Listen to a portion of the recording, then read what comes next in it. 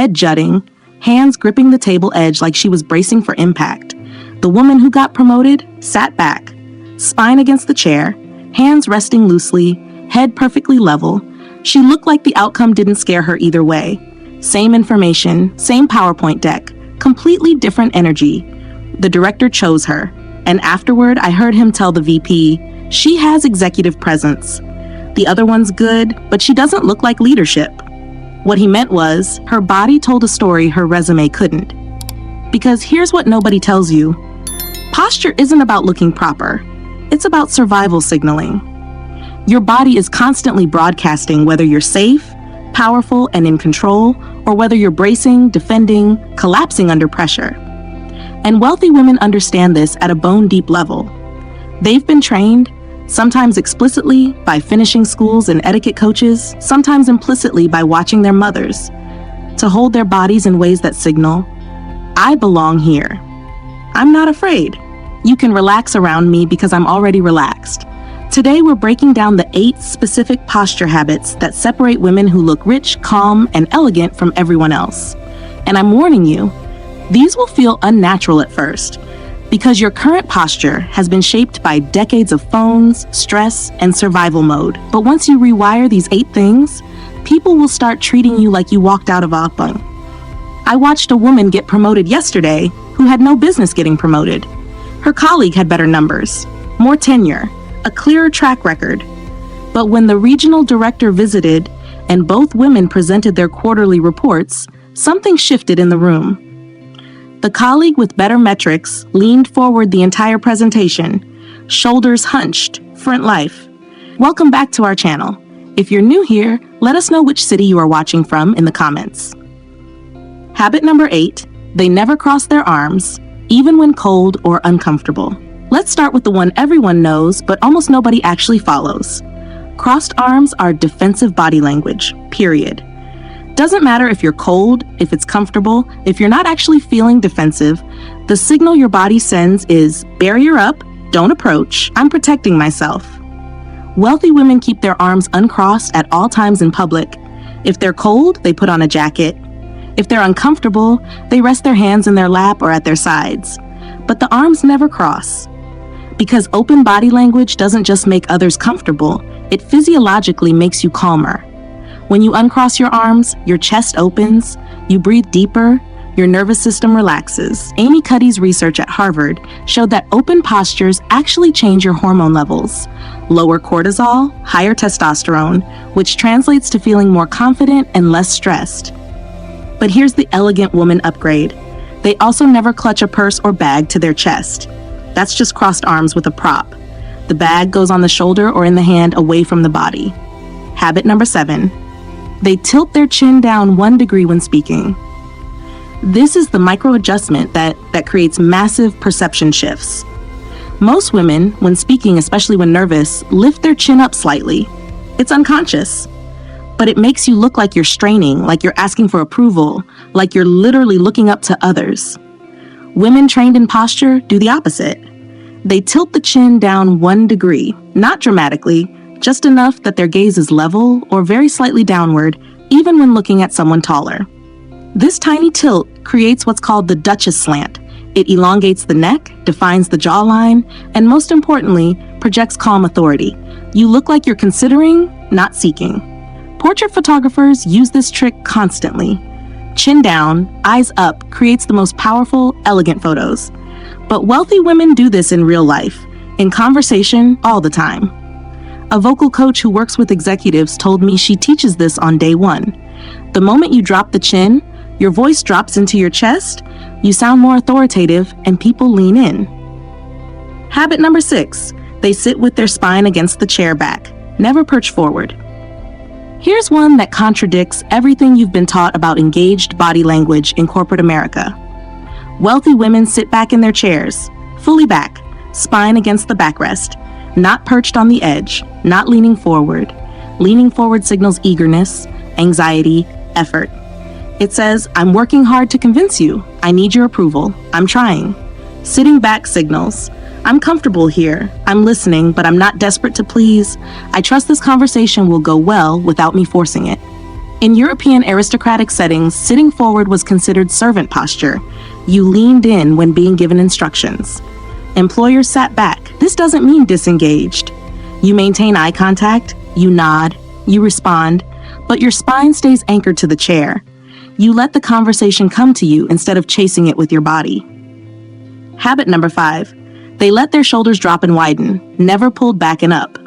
Most women, when told to fix their posture, pull their shoulders back and up toward their ears. Military posture, wrong signal. That's tension posture. It makes you look rigid, stressed, like you're holding yourself together by force. Wealthy women drop their shoulders down and let them widen naturally. Imagine your shoulder blades sliding down your back and slightly away from your spine. Your chest opens, but softly. Your neck lengthens. This is ballet posture, not boot camp posture. It looks effortless because it is. You're aligning your skeleton, not fighting it. Alexander technique teachers who work with performers and public speakers teach this as foundational. Let the shoulders release down and widen. If you're forcing them back, you're creating tension, not elegance. The visual difference is striking. Forced back shoulders look like you're bracing. Release down shoulders look like you're gliding. Habit number 4.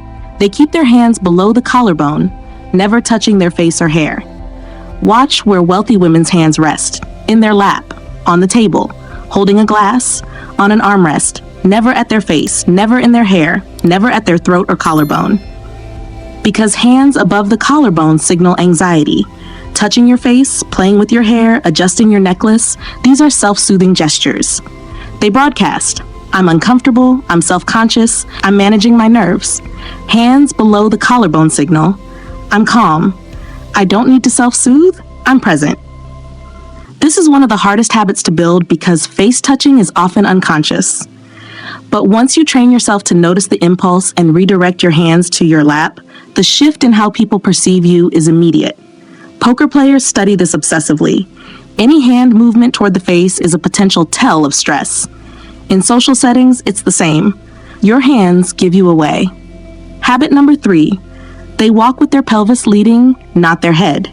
Here's the habit that changes your entire kinetic chain. Most women walk with their head jutting forward, shoulders rounded, pelvis tilted back. This is tech neck walk. Your head is trying to get somewhere before your body does. Wealthy women walk with their pelvis as the central axis. Imagine a string pulling your hip points forward and your ribs stack above that and your head floats on top. Pelvis leads, ribs follow, head is last. This creates the glide, that specific walk where someone looks like they're floating across a room. It's not about hip swinging. It's about spinal alignment, creating effortless forward motion. Runway coaches teach this to models. Pilates instructors teach this as core integration. It's the difference between walking at a destination and walking through space. A former ballet dancer told me, the pelvis is your power center. When you walk from there, everything else falls into alignment. You look taller, longer, more grounded. Habit number 2. They pause their movement before changing direction, never jerky or rushed. Watch a woman who was trained in deportment. When she turns to face someone, she doesn't whip her head around. She pauses, then turns her whole body smoothly. When she reaches for something, she doesn't dart her hand out. She lifts her arm deliberately, reaches, retrieves. Every movement has a micropause before initiation. This creates fluidity, grace, the appearance of time abundance. Jerky, rushed movements signal stress, scarcity, lack of control. Smooth, deliberate movements signal, I have time, I'm intentional, I'm not governed by urgency. This comes from classical training. Etiquette schools, finishing programs, dance. You don't start moving until you've decided to move. In practical terms, before you stand up, pause for 1 second. Before you turn to leave, pause. Before you gesture, pause. That split-second delay transforms how your movement reads. Habit number 1, they breathe into their lower ribs, not their upper chest. And here's number 1, the foundation for every other posture habit on this list. Wealthy women breathe low, into their lower ribs and belly, not into their upper chest and shoulders. Most people under stress breathe shallow. Chest rises, shoulders lift, breath stays in the top third of the lungs. This is sympathetic nervous system breathing, fight or flight breathing. But when you breathe into your lower ribs, feeling your rib cage expand sideways, your belly gently rise, you activate parasympathetic breathing, calm and connected breathing. And here's the magic. Your posture automatically improves. When you breathe low, your shoulders can't hike up, your neck lengthens, your core engages, your spine straightens. Breath creates posture, not the other way around. Opera singers, meditation teachers, and Pilates instructors all teach this first. Breathe into your back ribs. Because once the breath is right, everything else follows. A woman who teaches executive presence coaching said this is the only thing she teaches in the first session. I don't touch posture. I just teach them to breathe low, and within 15 minutes, they're sitting taller, speaking slower, and looking completely different, because breath is the root. So those are the 8 posture habits, and here's what connects them. None of them are about aesthetics. They're about nervous system regulation. When your body signals calm, other people relax around you. When other people relax, they trust you. When they trust you, they give you access to rooms, to opportunities, to respect. That's what rich, calm, and elegant actually means. It means your body has told everyone around you that you're safe to be near, powerful enough to defer to, and elegant enough to remember. Here's your 48-hour challenge. Pick habit number 1, breathing into your lower ribs. Set a timer on your phone to go off every 2 hours for the next 2 days. Every time it chimes, stop what you're doing. Put one hand on your belly, one on your chest. Take 5 slow breaths where only the bottom hand moves. That's it. 5 breaths, 8 times a day for 2 days. Then come back to this comment section and write 3 words, I breathed low. Nothing else, just accountability.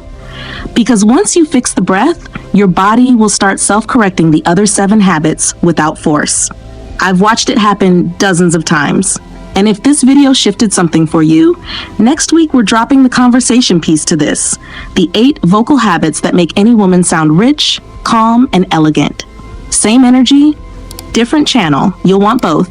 Subscribe and turn on notifications so you catch it. Thank you for being here. See you soon.